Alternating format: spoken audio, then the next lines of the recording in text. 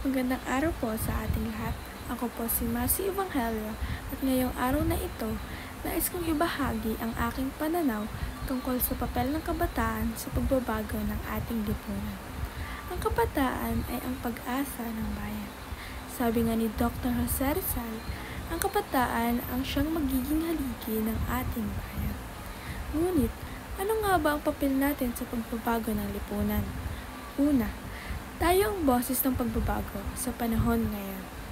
Mas mulat tayo sa mga issue na kinakaharap ng ating bansa. Gamit ang social media at iba pang plataforma na ipapahayag natin ang ating mga saloobin at suhestyon para sa ikabubuti ng ating komunidad. Pangalawa, tayo ang lakas ng pagkilos. Marami sa atin ang aktibong nakikilahok sa mga proyekto at programa na naglalayong magbigay solusyon sa mga problema ng ating lipunan.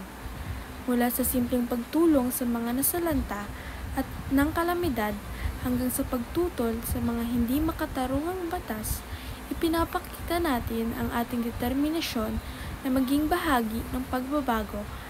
Pangatlo, tayo ang tagapagtaguyod ng makabagong ideya.